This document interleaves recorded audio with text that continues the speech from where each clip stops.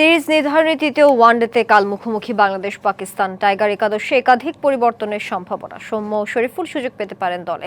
গুরুত্বপূর্ণ ম্যাচের আগে ব্যাটিং নিয়ে চিন্তা টাইগারদের। ম্যান ইন গ্রিনদের হারাতে টপ অর্ডার ব্যাটারদের জ্বলে ওঠা জরুরি।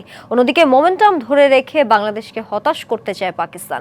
মিরপুর স্টেডিয়ামে ম্যাচ শুরু দুপুর 2:15টায়। গুটিয়ে দিয়ে প্রতিশোধ নিল অতিথিরা। রানআউট বিতর্ক আড়াল করেছে স্বাগতিকদের ব্যাটিংয়ের দৈন্যদশা। হতশ্রী পারফরম্যান্সে মিরাজ লিটনরা পাকিস্তানকে সুযোগ করে দিয়েছে সিরিজে ফেরার। দল বিশ্রামে থাকলেও শান্ত ছুটে এসেছেন মাঠে। বাকিদের চেয়ে ব্যতিক্রম টেস্ট অধিনায়ক। রানে ফেরাই যেন মূল লক্ষ্য। প্রথম ওয়ানডেতে 27, দ্বিতীয় ম্যাচে আউট 0-তে। জয়ের ভিত গড়ে দিতে শান্তকে নিতে হবে দায়িত্ব। অফ ফর্মে থাকা সাইফকে নিয়েও চিন্তিত ম্যানেজমেন্ট। মিডল অর্ডারে স্থিরতা আনতে এগিয়ে আসতে হবে হৃদয়কেও।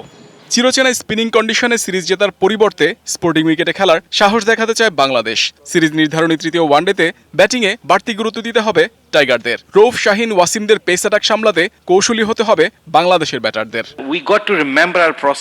দ্বিতীয় ওয়ানডেতে হার ভুলে যেতে হবে। বিশ্বাস রাখতে হবে সিরিজ জেতা সম্ভব। আমাদের সামর্থ্য আছে, সেটা প্রথম ম্যাচেই প্রমাণিত। দ্বিতীয় ম্যাচে পাকিস্তানি পেস অ্যাটাকের সামনে ধসে পড়েছে বাংলাদেশের batting line up. Man in গ্রিনদের 4 পেসার মিলে নিয়েছে টাইগারদের 7 উইকেট।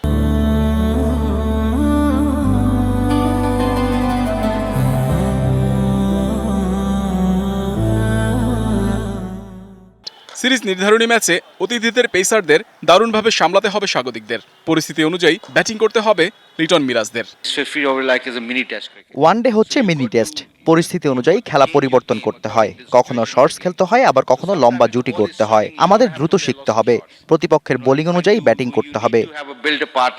টাইগার একাদশে একাধিক পরিবর্তনের সম্ভাবনা। অফ ফর্মে থাকা সাইফের পরিবর্তে সুযোগ পেতে পারেন সৌম্য।